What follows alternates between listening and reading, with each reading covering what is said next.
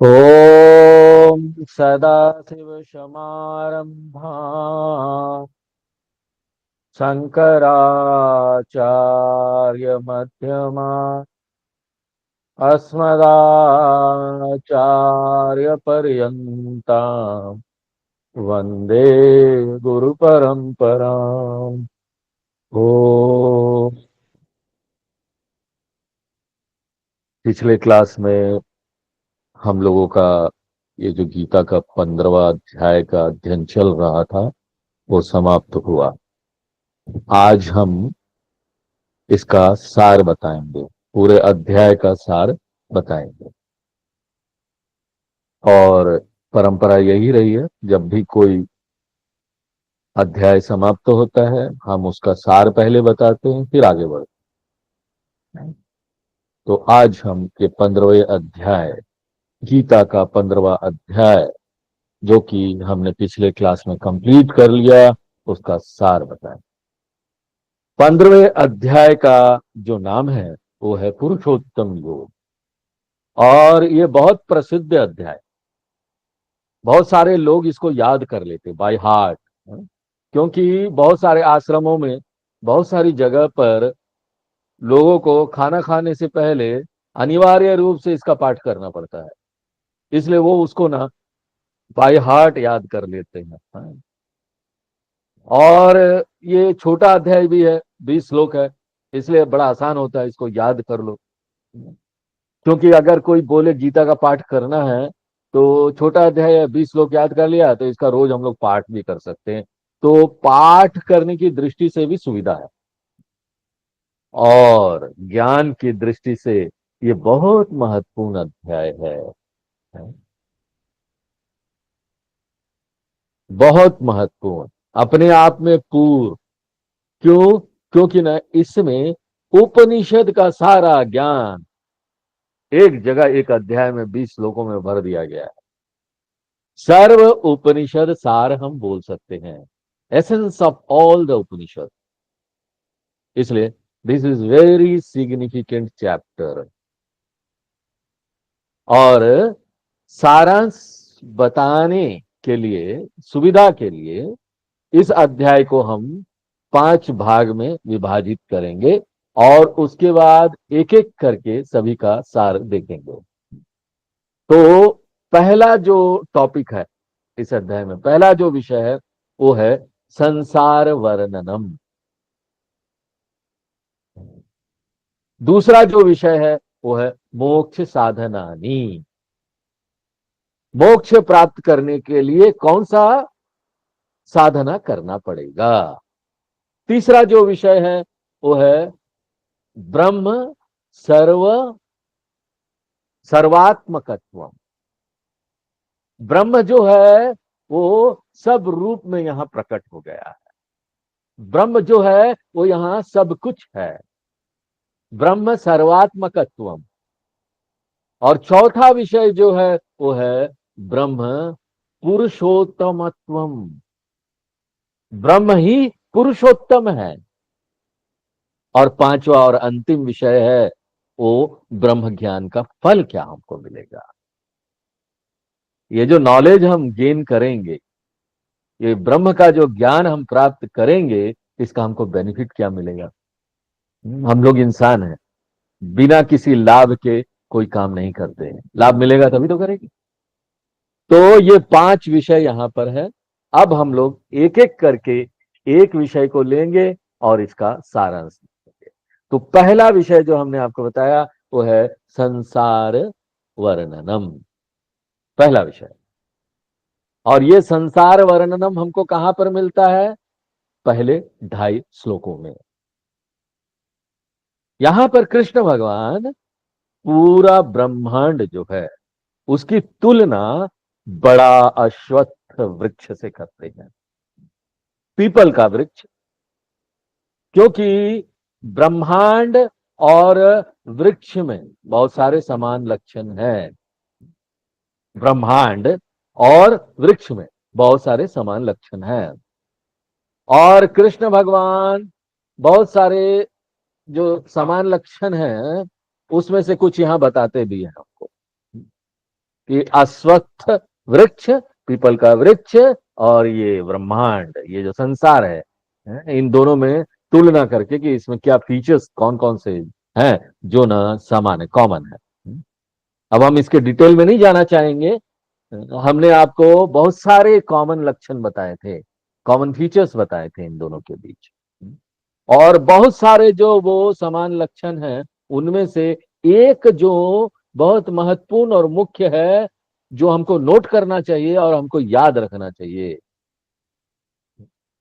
ये कृष्ण भगवान ने 15वें अध्याय में जो यहाँ पर लक्षण बताए हैं वो उनका अपना नहीं है, कृष्ण भगवान का अपना नहीं है। कृष्ण भगवान यहां नहीं बोलते हैं कि ना हमने बनाया, it is my invention, arjuna, this is my invention.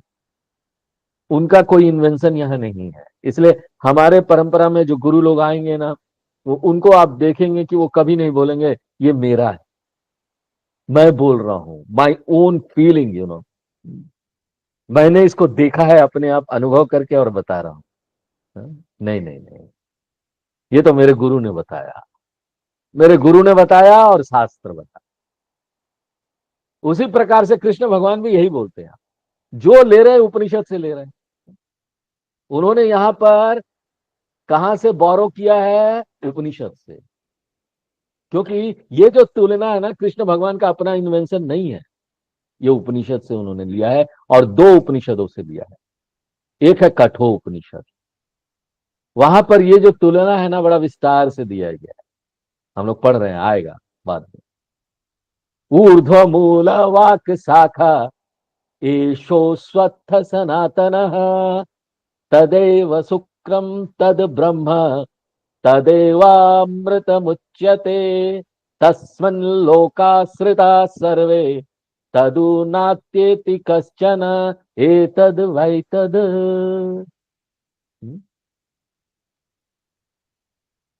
दूसरे अध्याय के तीसरे वल्ली का पहला मंत्र है ये कठोपनिषद। उसके बाद फिर कहां पर आता है? मुंडक उपनिषद में भी आता है। तो इन मंत्रों से उन्होंने वहां से लिया है। मुंडक उपनिषद में क्या आता है? द्वा सुपर्णा सयुजा सखाया समानम वृक्षम परिशस्व जाते तयोरन्य पिप्लम स्वादवत्य असनन्यो अभिचाकसीति। मुंडकोपनिषद। कठोपनिषद में इसको अश्वत्थ वृक्ष बोला गया। मुंडकोपनिषद में इसको बोल दिया गया पिप्पलम, पीपल का वृक्ष। एक ही है दोनों, हाँ, अश्वत्थ यानी पीपल। मुंडकोपनिषद में जितने भी जीव लोग हैं, प्राणी लोग हैं, उसकी तुलना पक्षी से की गई। एक पक्षी, बहुत सारे पक्षी जो संसार में, संसार रूपी वृक्ष पे बैठे हुए हैं। अगर पूरे ब्रह्मांड की तुलना वृक्ष से किया जाए तो यहां पर जितने भी प्राणी लोग हैं उसकी तुलना हम पक्षी से कर सकते हैं। पक्षी जो कि अलग अलग शाखाओं पर बैठे हुए हैं, कुछ उच्च शाखा पर बैठे हैं, कुछ मध्य शाखा पर बैठे हुए हैं, कुछ ना लोअर शाखा पर बैठे हुए हैं। और यहां पर सिर्फ ये पक्षी नहीं है जो इस संसार रूपी वृक्ष पर सिर्फ बैठे हुए हैं, बस बैठे हुए हैं ऐसा नहीं है। यहां पर ना वो सतत उसका फल भी खा रहे हैं, जो संसार वृक्ष में लग रहा है, आ रहा है। तो ये जो जीव है वो फल खा रहे हैं जो संसार वृक्ष में लगा हुआ है फल। और ये जो फल है ये संसार वृक्ष पैदा कर रहा है। ये तू दो तरह का है, एक है सुख का फल और दूसरा है दुख का फल। एक में बड़ा पीड़ा आता है और दूसरा में हम भोग करते हैं, आनंद आता है। पीड़ा आनंद, पीड़ा आनंद, खट्टा कड़वा मीठा। तो इस प्रतीक के माध्यम से, सिंबल के माध्यम से यहां पर कृष्ण भगवान ये बताते हैं कि ये जो ब्रह्मांड है ना, वो सतत आपको सुख दुख का फल देता रहेगा। परिस्थिति आती रहेगी, अच्छा खराब, मीठा कड़वा। हम्म? जिस तरह से फल होता है ना, कई फल कड़वे होते हैं, अच्छा नहीं लगता, और कई फल बड़े मीठे होते हैं। सब वृक्ष में लगते हैं, एक ही वृक्ष में लगेंगे।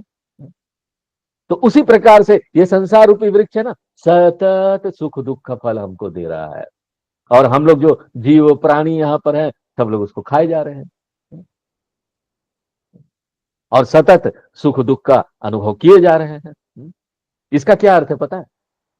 यहां पर कोई भी इंसान ऐसा नहीं है जो ये अपेक्षा करे कि ना हमको खाली ना सुख मिलता रहे, सुख मिलता रहे, सुख मिलता रहे। और किसी को भी ना यहां पर चिंता करने की जरूरत नहीं है कि खाली दुखी मिल रहा है, खाली दुखी मिल रहा है। यहां पर ये जो जीवन है ना, हमको दोनों देगी। ये मिश्रण है, ये जीवन मिश्रण है सुख और दुख का। एक सिक्के के दो पहलू है, सुख दुख। सिक्का का एक पहलू नहीं हो सकता, इम्पॉसिबल है, असंभव है। इसलिए सिर्फ आनंद आनंद, मजा मजा, भोग भोग, ये असंभव है। और सिर्फ दुख दुख दुख दुख, ये भी असंभव है। ऐसा है ही नहीं इस संसार में, इट डजेंट एग्जिस्ट। कोई ऐसा बोले ना हम सुखी सुखी हैं, डजेंट एग्जिस्ट भाई साहब। Don't believe in. यहां पर दोनों है। इसलिए यहां पर हमको ना दो ऑप्शन मिलते।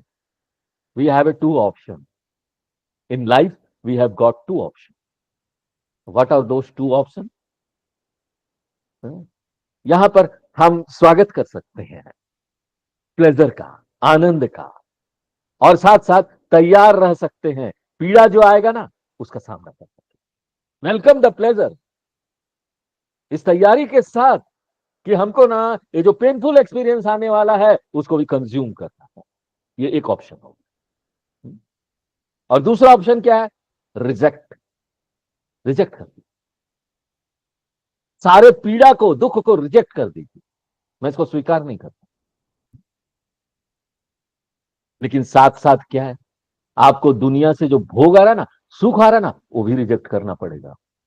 ऐसा नहीं बोल सकते हैं कि स्वामी जी हम ना यहाँ पर बहुत सारे लोगों को अपने अगल बगल इकट्ठा करेंगे, संबंधियों को, और उसके बाद हम मजा आ जाएगा जीवन का। ना ना ना ना, आप भोग के लिए इकट्ठा कर रहे हैं ना, then you have to face the situation. दुख का सामना करना ही पड़ेगा, कोई ना कोई व्यक्ति आपको पीड़ा देगा। इसलिए आइदर एक्सेप्ट बोथ और रिजेक्ट बोथ। फैन चला गया, फैन चल गर्मी लग रहा है, फैन चला, फैन चला, fan fan. Either accept both और रिजेक्ट बोथ। तैयार रहिए, यही संसार है। ये आइडिया काम नहीं करेगा कि ना हम ना स्वामी जी सिर्फ एक ही चीज को वेलकम करेंगे, स्वागतम। ये सिंपली इम्पॉसिबल है। इसलिए either accept both, reject both बाद में।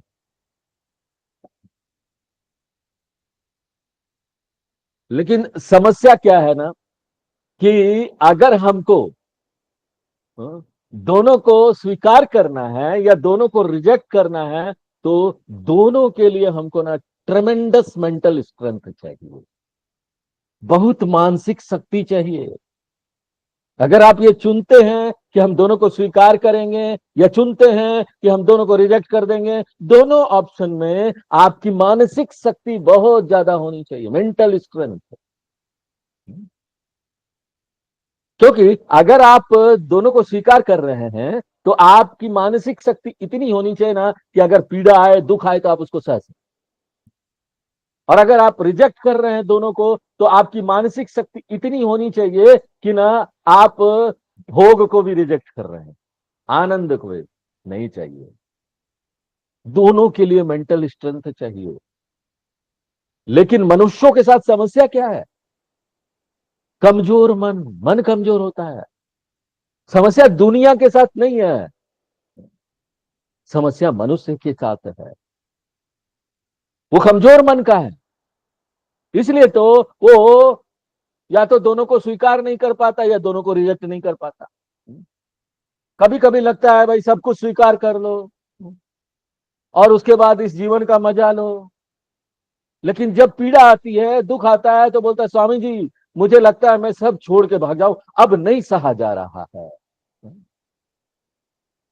और उसके बाद वो छोड़ के चला जाता है एक एकांत जगह पर, और उस एकांत जगह पर 4 दिन भी नहीं रह पाता है, फिर से मन कुड़कुड़ाता है। हाँ?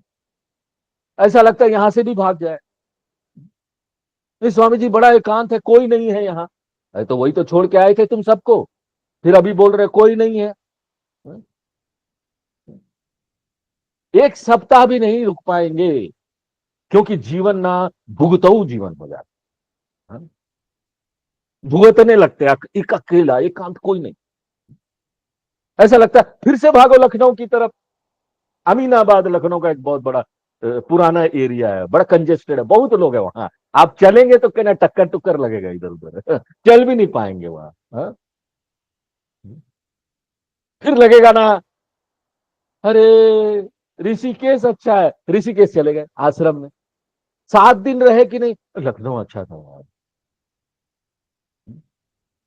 तो दोनों जगह कैसे अच्छा है, कैसे क्या करोगे? कब उधर जाओ तो वो भी मन नहीं लगता, इधर जाओ तो वो भी मन नहीं लगता। तो आप ये समझिए कि समस्या ऋषिकेश या लखनऊ नहीं है। हाँ? समस्या लखनऊ या ऋषिकेश नहीं है। ये जो समस्या ना संसार का समस्या है, ये मेंटल वीकनेस के कारण आती है, मानसिक कमजोरी मनुष्य की, जिसके कारण से वो ना या तो दोनों को स्वीकार नहीं कर पाता या दोनों को रिजेक्ट नहीं कर पाता। या तो आप गृहस्थ आश्रम में रहिए, लोग रहेंगे बेटा बहू पोता पोती सब लोग रहेंगे, वो आपको झटका भी देते रहेंगे और उसका आनंद भी आप उठा सकते हैं। हॉस्पिटल हॉस्पिटल चले गए, कभी बहुत लोग हैं आपका सपोर्ट करने के लिए, बिस्तर पर पड़ गए, सब सेवा कर रहे हैं, बहू आ गई बेटा आ गया। हाँ?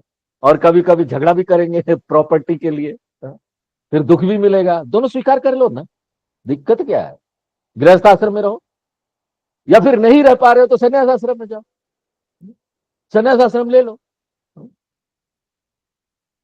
नहीं क्या होता है ना, गृहस्थ आश्रम में रहते तो लगता है अरे सन्यासी लोग कितने अच्छे हैं, उनको कोई देखो कोई झगड़ने वाला नहीं, प्रॉपर्टी के लिए कोई प्रॉब्लम नहीं है, उनके साथ कोई दुख नहीं आता है, कितने अच्छे सन्यासी, हम भी बनेंगे। अब बन जाते फिर पछताते बन गए, यहाँ कोई नहीं है, देखने वाला नहीं है, हमको तो कोई चाहिए था, साथ रहे लोग। अरे भैया सन्यास लिए इसलिए थे कि ये प्रॉब्लम ना आए और फिर दोनों जगह प्रॉब्लम हो रही है, करे क्या? सन्यासी को लग रहा है गृहस्थ वाले अच्छे रहे। हाँ? कम से कम लोग तो है देखभाल करने के। हाँ? समस्या आश्रम के साथ नहीं है भाई साहब, समस्या इनसाइड है, अंदर। इसलिए सॉल्यूशन क्या है? अगर समस्या अंदर है और बाहर आप इसको सुलझाते रहेंगे, होगा कभी? नहीं होगा। क्योंकि ये तो दुनिया की प्रकृति है कि इसमें सुख दुख आएगा आएगा, ये मैन्युफैक्चरिंग डिफेक्ट है या मैन्युफैक्चरिंग अच्छाई है बोल लो अंग्रेजी में अच्छाई कंपनी समझ में आ रहा क्या बोलना है, डिफेक्ट है या फिर इफेक्ट, इफेक्ट है अच्छा इफेक्ट। तो सॉल्यूशन क्या है? सॉल्यूशन ये है ना कि हमको अपने मन की कमजोरी को दूर करना है, removing the weakness from the mind, gathering collecting inner strength, अंदर की शक्ति को बढ़ाओ। एक बार जब हम अंदर की शक्ति को बढ़ा लेते हैं ना, कोई भी ऑप्शन चूज कर ले, या फिर कोई भी ऑप्शन को छोड़ दे, कोई समस्या नहीं। हम गृहस्थ आश्रम में भी रह सकते हैं या फिर संन्यास आश्रम में भी रह सकते हैं। हम एक सक्रिय जीवन भी जी सकते हैं, बहुत काम कर रहे हैं, बहुत काम कर रहे हैं, समाज सेवा कर रहे हैं, या फिर ना हम सब कुछ छोड़कर जंगल में कुटिया में भी रह पाए।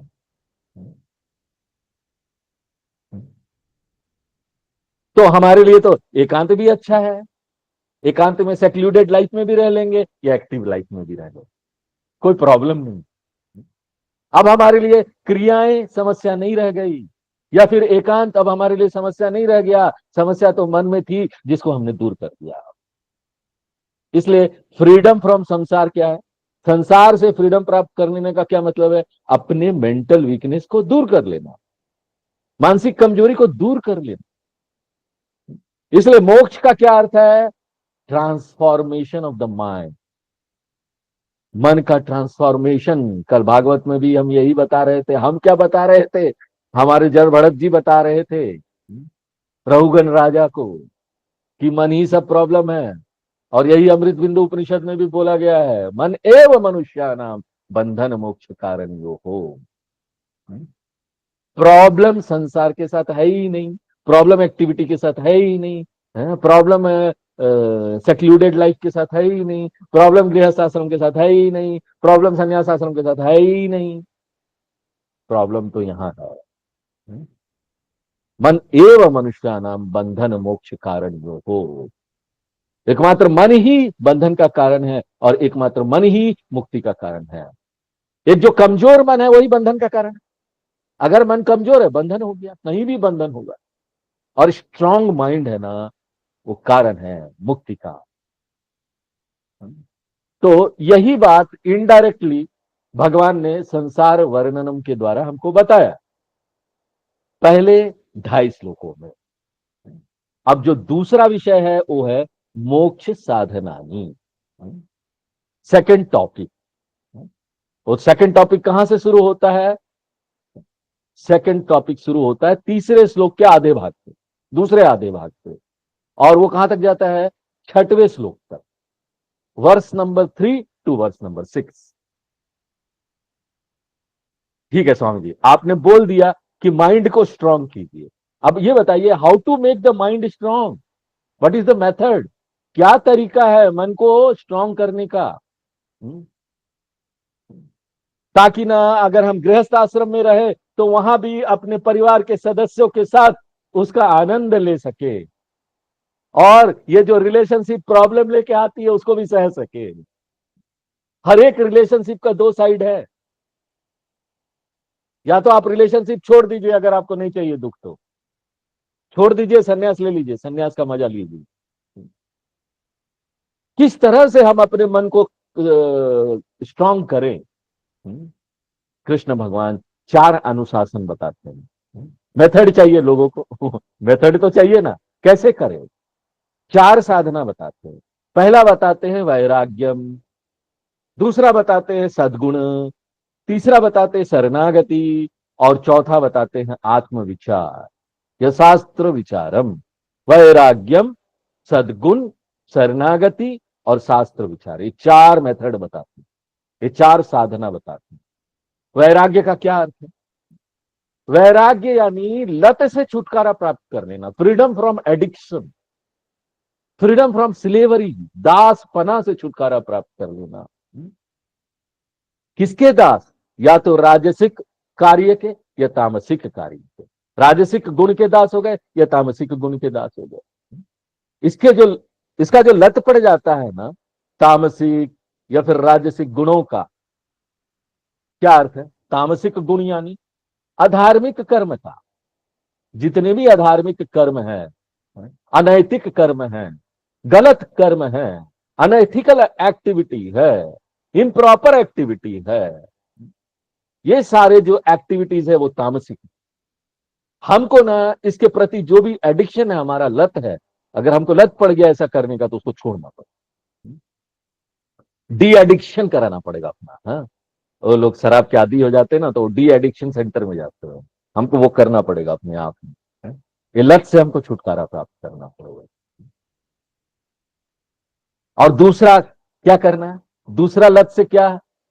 कौन सा दूसरा लत है जिससे छुटकारा प्राप्त करना है? राजसिक गुण, यानी कि धार्मिक भौतिकवादी क्रियाएं। क्या है धार्मिक भौतिकवादी क्रियाएं? मंदिर में जाकर भगवान से मांगते रहना। हाँ?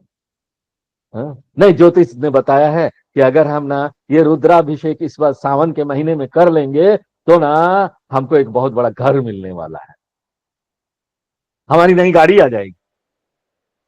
अच्छा है, करो, ये सब तो धार्मिक अच्छा काम आप कर रहे हैं, लेकिन ना इससे भी छुटकारा प्राप्त करें। ये राजसिक कार्य है। धार्मिक तरीके से ही हम कर रहे हैं, लेकिन है तो भौतिक ना, भौतिक दुनिया में बिजी है, हमको ये चाहिए, हमको वो चाहिए।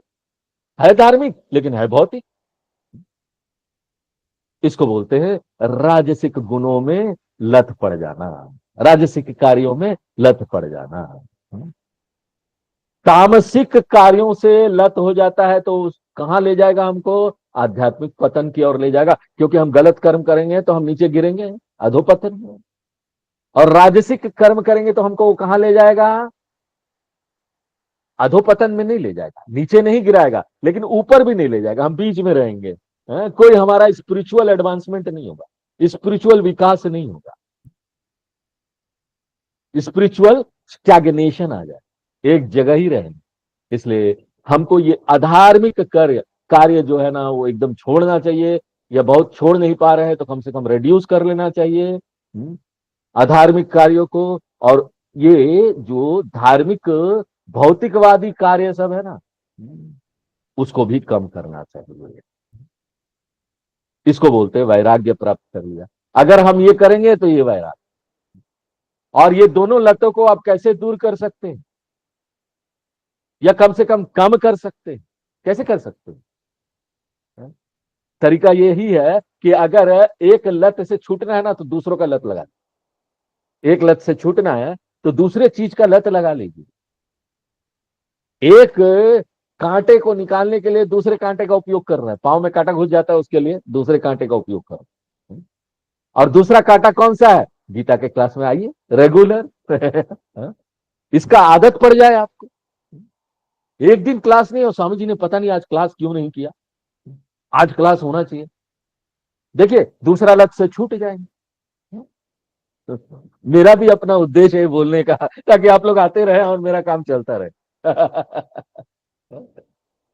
उसके बाद बोलेंगे स्वामी जी आपने तो बड़ा खराब लत लगा दिया है, क्लास नहीं होता है तो कैसा लगता है। यही तो होना चाहिए, ये होने दो। इसको बोलते हैं सात्विक लत पड़ जाना।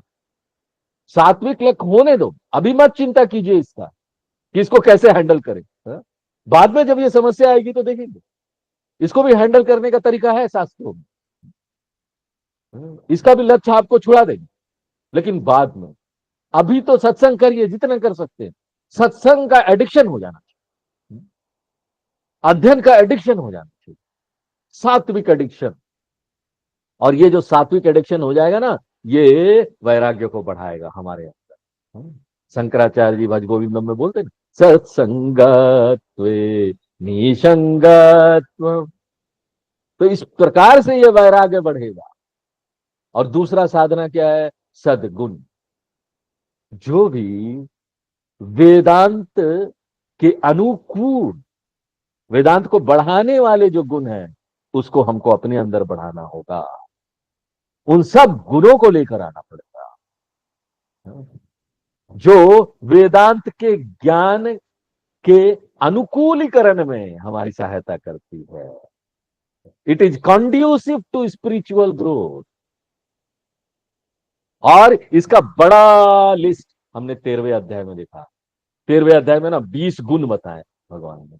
8 से लेकर 12वां नंबर जो श्लोक है 13वें अध्याय में, अमानित्वम अदम्भित्वम। कृष्ण भगवान ना उसी चैप्टर को हमको बस यहाँ रिमाइंड करा दे रहे हैं, याद कर लो जो मैंने बोला था। निर्माण मोहाजित संग दोषा।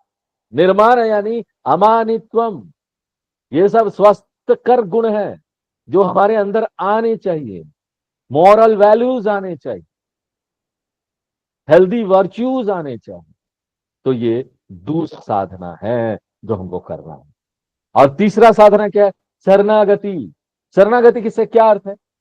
शरणागति एक बहुत महत्वपूर्ण आध्यात्मिक अनुशासन है। हमको जीवन में एक एटीट्यूड का विकास करना, एक भावना का विकास करना। शरणागति is cultivating a particular attitude. वो एटीट्यूड क्या है? कोई भी चॉइसलेस सिचुएशन यहां आएगी ना, जीवन में आता ही है ना, विकल्प रहित परिस्थिति जहां हम लाचार हो जाते हैं, हमको सामना करना पड़ता है जीवन का। तो उस समय हम क्या सोचे पता है? अरे ये तो भगवान ने हमको स्पेशली बनाकर भेजा है मेरे लिए, made to order a limited edition, specially designed for me. भगवान ने मुझे ये भेजा है, ये परिस्थिति एक दुख वाली परिस्थिति, ताकि ना मेरा आध्यात्मिक विकास हो, मेरा आध्यात्मिक रिफाइनमेंट हो। कुंती बोलती है ना भगवान कृष्ण को, हे भगवान हमको दुख देते रहना ताकि हम आपको याद करते रहे। हैं? ऐसा एटीट्यूड कहां से आएगा बोल, कितना कठिन है। ऐसा सोचना भी कितना कठिन है, क्योंकि दुख आता है तो आदमी को सोच ही नहीं सकता, वेरी डिफिकल्ट एटीट्यूड। लेकिन हमको कल्टीवेट करना पड़ेगा। हाँ, कल्टीवेट करना पड़ेगा, अपने आप नहीं होगा। We have to cultivate. आसानी से ये नहीं आता, क्योंकि जब ऐसी परिस्थिति आती है ना, हम लोग गुस्सा हो जाते हैं भगवान से, अरे क्या भगवान हम ही मिले थे क्या, हम ही मिले थे ये दुख देने के लिए। जब विकल्प रहित परिस्थिति आती है ना, विशेष रूप से प्रतिकूल परिस्थिति जब आती है, कोई भी प्रतिकूल परिस्थिति ऐसी आती है, और हम उसको बदल नहीं पाते, चेंज नहीं कर पाते। क्यों नहीं चेंज कर पाते? अरे क्योंकि वो विकल्प रहित है, विकल्प ही नहीं है तो क्या करेंगे। स्वामी जी, ये जो विकल्प रहित परिस्थिति, इसको कैसे परिवर्तित करें? अरे भैया कैसे करोगे, ये तो है ही विकल्प रहित। मैं बोल तो रहा हूं, it is a choiceless situation. Choiceless situation can not be change. इसलिए हमको कहां बदलना पड़ेगा? अपने एटीट्यूड में चेंज चेंज करना पड़ेगा। चेंज हमको यहां करना पड़ेगा। वही बुद्धिमानी है ना। बुद्धिमानी इसमें थोड़ी ना है कि हम जानते हैं कि वो उसमें कुछ किया नहीं जा सकता, फिर भी अपना ऊर्जा और समय उसमें दे रहे हैं। अपना ऊर्जा और समय नहीं देना चाहिए वहां। जितने भी यहां पर चॉइसलेस अनफेवरेबल सिचुएशन है, विकल्प रहित प्रतिकूल परिस्थितियां है, उसके लिए हमको अपने मन में काम करना पड़ेगा, मन को ठीक करना पड़ेगा। हाँ? इसके अलावा हमारे पास और कोई चॉइस नहीं है। हमारी दिशा क्या होनी चाहिए? Change the attitude. अपने एटीट्यूड को बदलो, क्योंकि बाहर नहीं बदल सकता, वो वैसे ही है। ये प्रकृति है भगवान की कि यहां पर मृत्यु होगा ही होगा, हमारे अपने प्यारे लोग जाएंगे जाएंगे हमको छोड़कर। ऐसी विकल्प रहित परिस्थिति में क्या करें? हम थोड़ी ना उनका मम्मी बना के रखेंगे, आज नहीं तो कल ये जिंदा होगा। हाँ? लोग रखते हैं यहाँ पर संभाल कर रखा हुआ है, कई लोग करोड़ों रुपया खर्च कर रहे हैं इसके लिए। हाँ? और एटीट्यूड क्या है? हमको किस प्रकार का भावना रखना है? हमको ऐसी परिस्थिति चाहिए, हमको ऐसी परिस्थिति चाहिए, ये भगवान ने स्पेशली मेरे लिए बनाया है और मेरे लिए भेजा है। बहुत डिफिकल्ट एटीट्यूड है, कठिन है। लेकिन अगर हम इस एटीट्यूड का विकास अपने अंदर कर ले, तो इसी को बोलते शरणागति। लोग पूछते हैं भगवान को शरणागति करना क्या है? यही है भगवान को शरणागति कर। भगवान का शरणागति करने का अर्थ नहीं है कि ना रोज 2-2 3-3 घंटे ना झुक झुक कर पूजा करते रहे और बाद में संसार में जाएं और रोते रहे, दुख आ रहा है भगवान को दोष दे रहे थे, और बाद में फिर 3 घंटा पूजा कर ले रहे हैं। ऐसा नहीं, इसको शरणागति नहीं बोलते। शरणागति तो यह है कि भगवान ने जो इस दुनिया की प्रकृति बनाई है उसके नियम को हम स्वीकार कर, ये शरणागति। और शरणागति ये भी है कि भगवान से हम सहायता मांगे अपने आध्यात्मिक विकास के लिए। सहायता मांगो ना, लॉर्ड प्लीज हेल्प, मांगना चाहिए। ताकि ना वो हमारा जो ये खराब परिस्थिति आया है उसको आध्यात्मिक विकास की सीढ़ी के रूप में परिवर्तित कर दे। ये नहीं कि भगा दीजिए भगवान, अच्छा कर दीजिए इस परिस्थिति को, नहीं। भगवान की सहायता हम किस लिए मांग रहे हैं? ताकि ना I will convert choiceless situation into a spiritual ladder और ए स्टेपिंग स्टोन। ये क्या है? सीढ़ी है। ये हमको सीढ़ी मिल गई, भगवान ने हमको सीढ़ी दे दिया आगे उनके पास जाने के।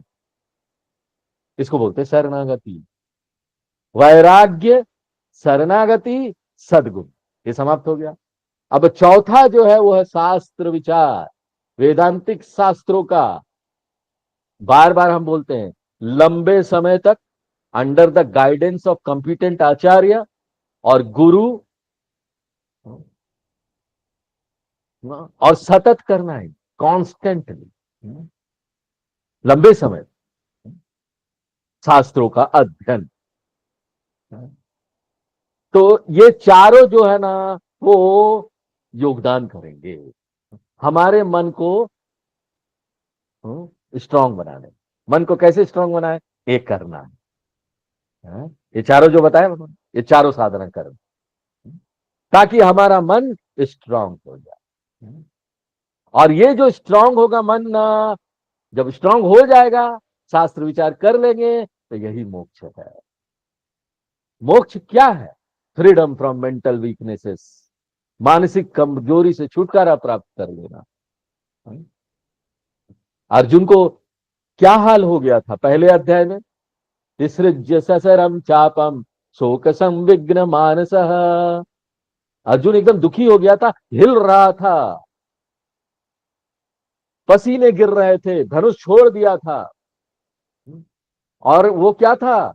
अर्जुन इतना धनवान राजा और इतना शक्तिशाली क्षत्रिय, शक्ति भी था, पैसा भी था, लेकिन कुछ काम नहीं आया। मन जब कमजोर होता है ना, कोई काम नहीं आए, कुछ चीज काम नहीं आए। कोई तरीका अपना लीजिए, काम नहीं आए।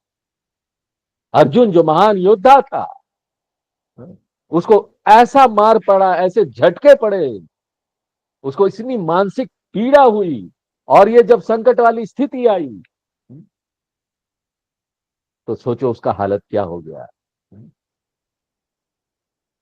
और ये काम कैसे करता है? ये जो चार साधना है, ये काम कैसे करता है? तो भगवान बोलते हैं ये चार साधना ना आपको ब्रह्म प्राप्ति कराएगा, आपको ब्रह्म की ओर ले जाएगा।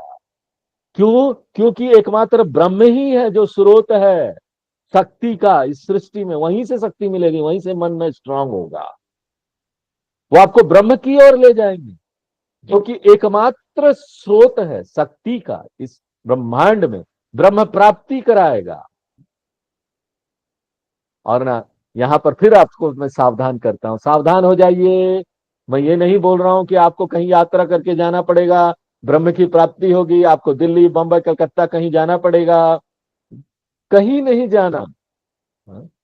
ब्रह्म तो हमारा आंतरिक मूल स्वरूप है, यही बताएंगे। आपको वापस अपने में ही आना है, स्व में, स्व। तो ये जो ब्रह्म प्राप्ति है ना, इसी को मोक्ष बोलते हैं। और उसके बाद कृष्ण भगवान ब्रह्म की परिभाषा भी बताते हैं, महत्वपूर्ण श्लोक। न तद भासयते सूर्यो न शशांको न पावकः यद्गत्वा न निवर्तन्ते तद्धाम परमं मम। छठा श्लोक में महत्वपूर्ण परिभाषा ब्रह्म की बताते हैं। न तद भासयते सूर्य, वेरी इंपॉर्टेंट डेफिनेशन ऑफ ब्रह्म। और ये भी किस पर आधारित है? उपनिषद के मंत्रों में, जो कि कठोपनिषद में भी आता है, मुंडक उपनिषद में भी आता है। न तत्र सूर्यो भाति न चंद्र तारकम। वही जो उपनिषद का मंत्र है, यहां शब्दों को अदल बदल कर यहां पर भगवान ने प्रस्तुत कर दिया है। और इस परिभाषा में भगवान बताते हैं कि ब्रह्म और कुछ नहीं, वो शुद्ध चैतन्यता है, शुद्ध चैतन्यम है, जो कि अरूप है, सर्वत्र व्याप्त है। और ये चेतनता यहां पर सबको वस्तुनिष्ठ कर देती है, वस्तु बनाकर हमको जन्मा देती है सब कुछ को। लेकिन खुद क्या है? वो जन्माने वाली चीज है, वो जन्माने वाला तत्व है, जो कि खुद पीछे रखती है अपने आप को। उसको हम वस्तु बनाकर नहीं देख सकते काम, क्योंकि वो तो खुद ही है जो सब चीज को दिखा रही है। वो चेतनता, वो साक्षी चैतन्य, वो ब्रह्म सत्यम ज्ञानम अनंतम ब्रह्म। तो ये दूसरा विषय था, मोक्ष का साधन क्या, हमको साधना कौन सा था। अब तीसरा विषय जो है वो है ब्रह्म सर्वात्मकत्वम। तीसरे विषय में जाएंगे अब हम, जो श्लोक नंबर 7 से 15 में आया।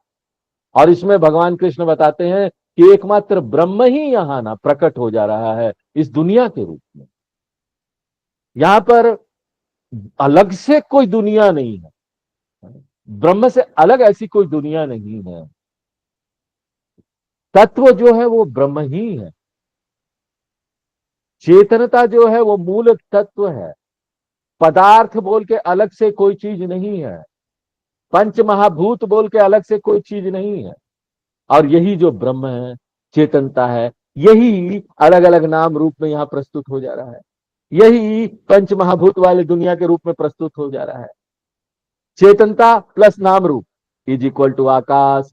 चेतनता प्लस नाम रूप इज इक्वल टू वायु। चेतनता प्लस नाम रूप इज इक्वल टू अग्नि। आकाश, वायु, अग्नि, आपा, पृथ्वी है? और उससे बनी हुई जितनी भी यहाँ पर भौतिक चीजें हैं, पंचमहाभूत और भौतिक वस्तु, ये सब भूत प्रपंच है। सर्व अपि ब्रह्मेव। ब्रह्मेव व्यतिरिक्तम किंचिदपि वस्तु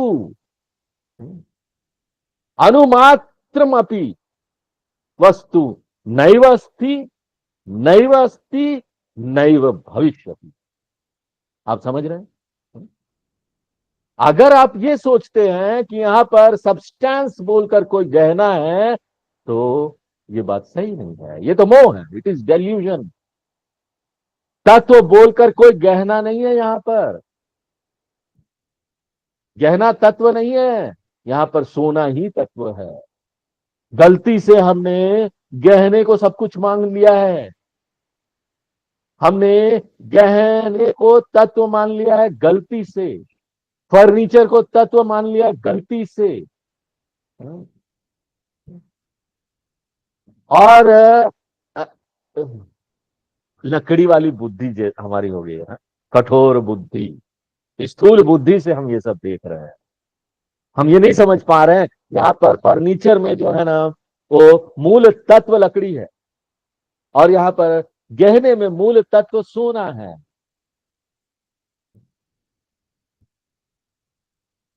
मूल तत्व मिट्टी है घड़े में।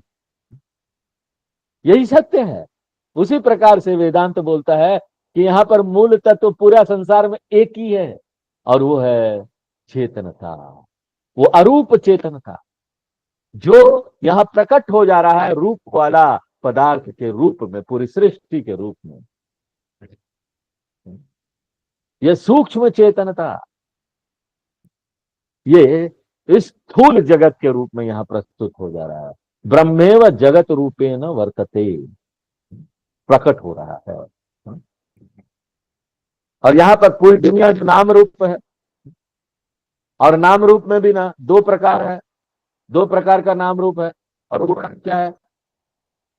एक प्रकार का नाम रूप वो है जो यहां अभिव्यक्त हो जा रहा है, वो सिर्फ दिख रहा है, सत्ता मात्र है। ब्रह्म के सत वाला जो लक्षण है उसको दिखा रहा है। उसमें आपको प्राण दिखाई नहीं देता, वो सब चल नहीं पाएगा, तो वो लेकिन दिख रहा है। दिख किसके कारण रहा है? ब्रह्म का जो सत लक्षण है उसके कारण। सत एग्जिस्ट, एग्जिस्ट है, ये है। लेकिन उसमें आपको चेतनता नहीं दिखाई देगी। ये लैपटॉप है, चेयर है, दीवार है, इसमें चेतनता दिखाई दे रहा है? ये चल पाता है क्या? नहीं। लेकिन इसके पीछे भी वही ब्रह्म है। उस ब्रह्म का सत वाला लक्षण इसमें दिखाई दे रहा है। एक दूसरे प्रकार का नाम रूप है जिसमें ना दोनों चीज आपको दिखाई देगा, सत भी और चित्त भी। ये हमारा शरीर देखो, ये है भी और इसके अंदर प्राण भी। ये दोनों चीज हमको दिखाई देता है, सत और चित्त। फिजिकल बॉडी में ब्रह्म जो है वो अभिव्यक्त हो रहा है एग्जिस्टेंस के रूप में भी और चेतनता के रूप में। सत और चित्त ये दिखाई दे रहा है। लेकिन जब हम इस लैपटॉप की तरफ देखते हैं, इस माइक की तरफ देखते हैं, तब क्या है? वहां पर हम चेतनता को सराह नहीं पाते। वो हमको जड़ लगता है, लगता है उसमें कुछ जान ही नहीं है। वो तो सिर्फ दिखाई दे रहा है बस। एक उदाहरण से इसको समझ सकते हैं कि यहां पर एक लोहा है और एक गिलास पानी है, दोनों को गर्म कर दीजिए। लोहे को भी गर्म कीजिए, एक गिलास पानी को भी गर्म कीजिए। तो वो जो गर्म का जो गर्मी है, अग्नि का जो गर्मी है, वो ना लोहे में भी सर्वत्र व्याप्त तो हो जाएगा और पानी में, जब वो अग्नि के संपर्क में आएगा। और हमको पता है अग्नि का दो एट्रीब्यूट्स है, दो लक्षण है। और वो दो लक्षण क्या है? अग्नि जो है वो एक तो प्रकाश देती है, एक जो है वो है गर्मी देती है। गर्मी भी देती है, प्रकाश भी। आग जलाएंगे तो उजाला हो जाएगा और गर्मी भी है, ये दो चीज। तो अग्नि में दो चीज है, उष्णत्वम और प्रकाशत्वम। ये अग्नि लोहे में व्याप्त हो जाती है और ये अग्नि पानी में भी व्याप्त हो जाती है। लेकिन आप देखेंगे बड़ा दिलचस्प उदाहरण है ये, देखिए जब लोहा अग्नि के संपर्क में आता है तो लोहा अग्नि से गर्मी लेता है उधर, इसलिए लोहा बहुत गर्म हो जाता है। अगर आपको कोई शक है तो छू कर देखिए, लोहा गर्म हो गया। और ये देखिए कि ना लोहा जो है सिर्फ उसकी गर्मी नहीं लेता है, लोहा ना उसका प्रकाश भी ले लेता है। लोहा रेड हॉट हो जाता है, जब उसको गर्म करो ना प्रकाश भी हो जाता है, रेड हॉट ग्लोइंग मेटल हो जाता है। तो उस लोहे में अग्नि का दोनों गुण व्यक्त हो रहा है ना, उष्णत्वम भी और प्रकाशत्वम भी अग्नि का। जबकि जल का क्या? अगर आप जल को गर्म करते हैं, जल भी हम अग्नि के संपर्क में आता है, लेकिन जल क्या लेता है? सिर्फ गर्मी वाला भाग लेता है। जल प्रकाशित नहीं होता, वो अग्नि से प्रकाश नहीं लेता। जबकि दोनों क्या है? मटेरियल है, दोनों पदार्थ है। लेकिन एक में ये क्षमता है कि वो दोनों फीचर ले लेता है अग्नि का, दोनों लक्षण ले लेता है। लेकिन एक में ये क्षमता है कि वो सिर्फ एक ही लक्षण ले पाता है अग्नि का। तो इसी प्रकार से यहां जगत में दो प्रकार के नाम रूप है, एक जड़ है, एक चेतन है। उसमें ऐसी क्षमता है कि वो चेतनता का सत और चित वाला दोनों भाग को अभिव्यक्त कर रहा है, और एक में ये क्षमता नहीं है, एक सिर्फ उसका सत वाला भाग को अभिव्यक्त कर रहा है। और कृष्ण भगवान इस पूरे भाग का समापन करते हैं ये बोलते हुए कि ब्रह्म ये पूरी दुनिया में, पूरी सृष्टि में अभिव्यक्त हो रहा है, जिस प्रकार से सोना पूरे गहने में अभिव्यक्त हो रहा है। और इसके बावजूद भी अगर कोई व्यक्ति बोलता है भगवान कहाँ है, हाँ? कहाँ है भगवान, ये प्रश्न ही बेकार है। ये तो सब में अभिव्यक्त हो रहा है। और उसके बाद भी अगर हम ब्रह्म को नहीं देख पा रहे हैं जो सर्वत्र व्याप्त है, तो ना एक व्यक्ति बहुत ही स्थूल होगा, उसका मन अभी सूक्ष्म नहीं हुआ होगा। ऐसा व्यक्ति आप बोलिए गहना देख रहा है और बोलता है सोना कहाँ है, सोना कहाँ है। अरे भैया गहना देख रहे हो ना, वो सोना ही तो है। ये सारा इलेक्ट्रिकल गैजेट जो है, फैन है, लैपटॉप है, ये सब हम देख रहे हैं और बोलते बिजली कहाँ है। मनुष्यों की तरफ हम देख रहे हैं और बोलते चेतनता कहाँ है। अरे भाई ये चेतनता तो सबके अंदर है, दिख रहा है, और कहाँ जाए भगवान को ढूंढने। उत्क्रामंतम स्थितम वापि भुंजानम व गुणान्वितम विमूढ़ा नानुपश्यन्ति पश्यन्ति ज्ञान चक्षुषः। 10वां श्लोक 15वें अध्याय का। हम जो यहां बोल पा रहे हैं, मेरे में जो क्षमता है, उसमें एक्सप्रेस हो रहा है कि नहीं? चेतनता एक्सप्रेस हो रहा है, आप सुन पा रहे हैं। अगर चेतनता को अलग कर दीजिए तो ना मैं बोल पाऊं ना आप सुन पाए। और एक व्यक्ति अगर ये मिस कर रहा है चेतनता को, तो ये उसकी समस्या है। एक तैयार मन के लिए ना, जिसने अपने मन को तैयार कर लिया है, वो सब जगह ब्रह्म को देख सकता है, सब जगह सराह सकता है। पश्यन्ति ज्ञान चक्षुषः, जिसको ज्ञान चक्षु मिल गया वो सब जगह देख सकता है। ये तीसरा विषय है। ब्रह्म चेतन अचेतन प्रपंच सबके अंदर है, सर्वात्मकत्वम। उसके बाद चौथा विषय क्या है? ब्रह्म पुरुषोत्तमत्वम, ब्रह्म ही पुरुषोत्तम है। ये चौथा विषय है जो 16 से लेकर 18 नंबर श्लोक तक आता है। ब्रह्म पुरुषोत्तमत्वम, ब्रह्म ही पुरुषोत्तम है। और इस बात को बताने के लिए कृष्ण भगवान पूरी सृष्टि को डिवाइड कर देते, विभाजित करते तीन भागों में। और वो तीन भाग क्या है? नंबर वन, दिखने वाला जो भूत पदार्थ यहां पर है, व्यक्त वाला भूत पदार्थ है, ये पूरी दुनिया जो है, जो हमको इंद्रियों से देखने में आ रहा है, पंच इंद्रियों से, पांच इंद्रियों से। और दूसरा एक भाग है जो अभिव्यक्त नहीं है, व्यक्त नहीं है, इंद्रियों से हम उसको नहीं देख सकते, आप उसको ऊर्जा बोल सकते हो। हम यहाँ पर अव्यक्त पदार्थ बोलेंगे, अव्यक्त सृष्टि। तो इससे परे ये जो पदार्थ है और ऊर्जा है, उससे परे एक तीसरा चीज भी है, और वो है सर्वत्र व्याप्त वो चेतन सत्ता, जो कि एक अलग सत्ता है, स्वतंत्र सत्ता है। और इसी को हम लोग तत्वबोध में क्या बोले थे? मूल चैतन्य, मच मच मूल चैतन्य। मूल चैतन्य ये क्या है? ये पदार्थ का भाग नहीं है, ये पदार्थ का उत्पाद नहीं है, और ये पदार्थ का गुण नहीं है, ये एक इंडिपेंडेंट सत्ता है, स्वतंत्र सत्ता है। पहला जो है उसको बोलेंगे क्षर पुरुष, जो यहाँ दुनिया दिखाई दे रहा है वो क्षर पुरुष है। दूसरा जो है जो दिखाई नहीं देता, सूक्ष्म जो शक्ति है, जो ऊर्जा है, उसको बोलते हैं अक्षर पुरुष। और तीसरा जो है जिसके कारण से यहाँ सब कुछ है, जो सबके पीछे है, स्वतंत्र सत्ता है, उसको बोलेंगे उत्तम पुरुष, mister AP, mister KP and mister UP. और कृष्ण भगवान बोल रहे हैं ये तीन चीज जो है ना, उनमें से जो तीसरा है चेतनता, वही सबसे महान सत्ता है, सबसे परम सत्ता है। उत्तम क्या हुआ? उत्तम यानी सबसे महान, सबसे परम। कारण क्या है? क्यों महान है ये? क्योंकि ना भूत पदार्थ इसके बिना नहीं रह सकता, चाहे वो एपी हो, मिस्टर एपी हो, या मिस्टर केपी हो, मिस्टर यूपी के बिना ये नहीं रह पाता। उत्तम पुरुष जो चेतनता है, उसके बिना ये लोग नहीं रह पाएंगे, वही इनको सत्ता देती है। इसलिए क्षर पुरुष जो है वो परम नहीं, अक्षर पुरुष भी जो है वो परम नहीं, उत्तम पुरुष परम, उत्तम। इसमें ये जो क्षर अक्षर पुरुष है, उसमें प्रतिबिंबित चैतन्य भी आ जाता है। हमने आपको बोला नहीं, लेकिन आप इंक्लूड कर दीजिए।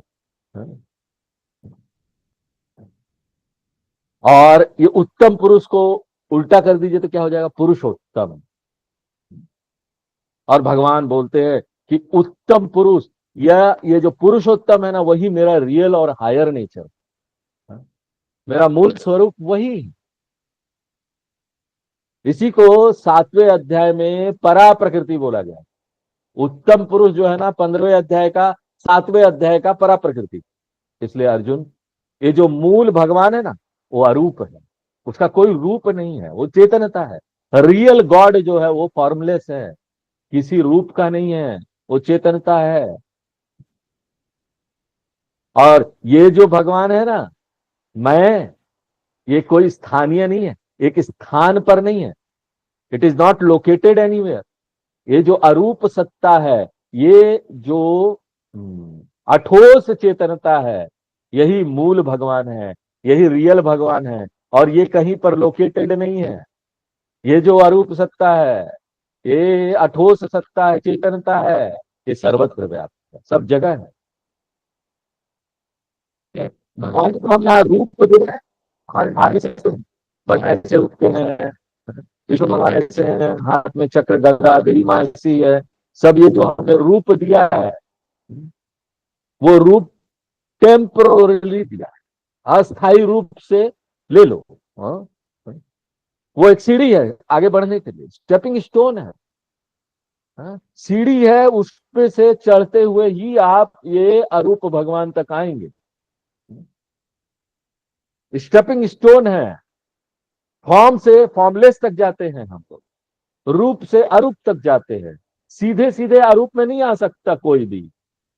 एक नया नया व्यक्ति अभी साधना शुरू किया है, उसको बोलो अरे भगवान चेतनता है हर जगह, तुम मंदिर में पूजा मत करो, ऐसा नहीं है। हमारे शास्त्र बोलते हैं पहले पूजा करो, पहले पूजा करके साधना करके शुद्ध हो, तभी यहां पहुंच पाओगे, तभी जान पाओगे कि ब्रह्म जो है अरूप है, हर जगह है, तभी देख पाओगे, नहीं तो ऐसा नहीं पॉसिबल है देख। हर एक व्यक्ति शुरू में उसमें इतनी क्षमता नहीं होती कि ना वो अरूप भगवान को देख सके, निर्गुण भगवान को देख सके, सब लोग इसको नहीं समझ सकते। इसलिए उनको एक सपोर्ट दिया जाता है। अभी तुम एक सहारा ले लो, एक राम जी का सहारा ले लो, हमारे भगवान राम जी हैं, कृष्ण भगवान का सहारा ले लो। इसलिए तो देखिए यहाँ झगड़ा करने का कोई बात नहीं, कोई भी रूप ले लीजिए, इष्ट देवता का रूप कोई भी चुन लीजिए, सभी तो सीढ़ी है आगे बढ़ने के लिए, कोई भी ले लो, क्या फर्क पड़ता है। देवी माँ का भक्त बन जाओ, भगवान कृष्ण का भक्त बन जाओ, किसी का भी भक्त बन जाओ, ये रूप तो अभी दिया गया है आपको शुरू में, ताकि आप इसमें से आगे बढ़ सके। ये जो अरूप विष्णु है वो सेम ही है, अरूप शिव भगवान और कृष्ण भगवान अरूप सेम ही है, सब अरूप में तो वो सब सेम हो जाते हैं, अरूप में कोई अरूप नहीं रहता। अरूप राम जी, बार बार देखो रामचरितमानस में आता है, पर ब्रह्म परमात्मा है, वही आत्मा है, वही चेतन सत्ता है। शिव महापुराण पढ़ोगे तो वहां पर वही चेतन सत्ता है, शिव भगवान सब कुछ है, शिव भगवान चेतन सत्ता है। भागवत पढ़ोगे तो विष्णु भगवान सब कुछ है, विष्णु भगवान चेतन सत्ता है, कोई अलग अलग नहीं है, यही चेतन अरूप सत्ता यहाँ रूप में शुरू में आपको दिया जाता है, ताकि आप साधना कर सके, इसको समझ सके। इसलिए ये बोलना मैं शिवाइट हूं, मैं वैष्णवाइट हूं, हाँ, हाँ, मैं वैष्णव हूं, मैं शैव हूं, इसके लिए झगड़ा क्या करना। इस प्रकार का जो धार्मिक झगड़ा है वो बेकार है, मीनिंगलेस है। ये हम इसलिए कर रहे हैं क्योंकि हमने धर्म को ठीक प्रकार से समझा नहीं। अगर धर्म को ठीक प्रकार से समझेंगे तो झगड़ा नहीं करेंगे। तो ये अरूप पुरुषोत्तम है ना, वही रियल कृष्ण है, ये बांसुरी वाले कृष्ण रियल नहीं है। रियल कौन है, वो निर्गुण कृष्ण है। अब ये बात हम लोग सबको नहीं बताते हैं, हाँ? नहीं तो बोलेंगे तो रियल नहीं बता रहे हैं हमको। हाँ? अगर हम भागवत पढ़ेंगे तो वहां पर सब कुछ कृष्ण भगवान को बोले, यही रियल है। पहले वो हमारे लिए रियल होना चाहिए वो रूप, यही रियल है, रियल इसके अलावा कुछ नहीं। बाद में जब परिपक्व हो जाते हो तो हम बताते हैं देखो भाई, वो जो रियल था ना वो रियल नहीं है, अब रियल ये है, मूल रियल ये है। तो कहां पर है, सब जगह है। कहां पर है स्वामी जी ये रियल चीज, सब जगह है। तो ये जो पुरुषोत्तम वाला विषय था बहुत महत्वपूर्ण, और इसी के कारण इस अध्याय का नाम भी पड़ा है पुरुषोत्तम योगो नाम पंचदशो अध्याय। और पांचवा विषय जो है वो है ब्रह्म ज्ञानम, लास्ट टॉपिक। अंतिम दो श्लोकों में 19 और 20 कृष्ण भगवान वहां ब्रह्म ज्ञान की बात करते हैं कि हे अर्जुन, इस ब्रह्म ज्ञान को ना सबको प्राप्त करना पड़े। अगर मानसिक शक्ति चाहिए ना, इसके अलावा कोई रास्ता नहीं, कोई मार्ग नहीं।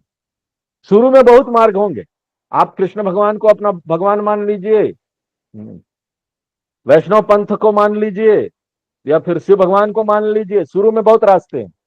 लेकिन एक बार जब उन रास्तों को क्रॉस कर लिया, वहां आने के बाद मानसिक कमजोरी उसको खत्म करना है, एक ही रास्ता बच जाता है। सब लोगों को वहां से आते हुए एक जगह पर मिलना है, और वो है ज्ञान विचार। इस ब्रह्म ज्ञान को प्राप्त करने ही करना, नहीं करेंगे नहीं होगा, कोई बात नहीं, समय है ना। ये अभी भी समय है, आगे आएंगे ही। अभी नहीं कर पा रहे, कोई बात नहीं, और समय ले लो। नहीं स्वामी जी अभी और समय नहीं, और ले लो। नहीं और लेना, 90 साल हो गया, ठीक है अगले जन्म में आ जाना। हिंदू धर्म में तो कोई प्रॉब्लम ही नहीं है ना, जन्म जन्म है, पुनर्जन्म, अगले जन्म में आ जाना।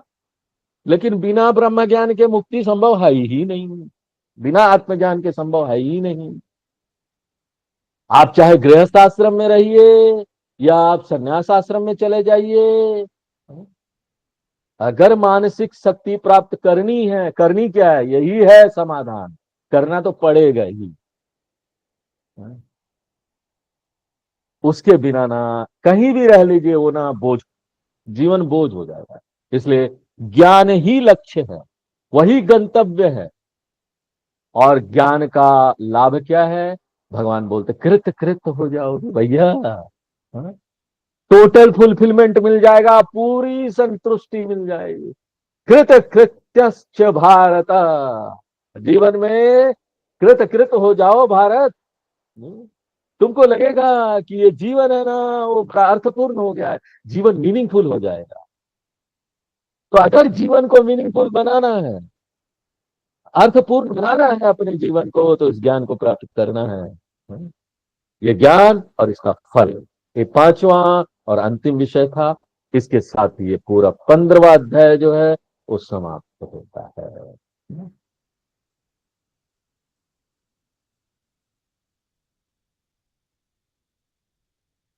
ओम पूर्णमदः पूर्णमिदं पूर्णात् पूर्णमुदच्यते पूर्णस्य पूर्णमादाय पूर्णमेवावशिष्यते। ओम शांति शांति शांति।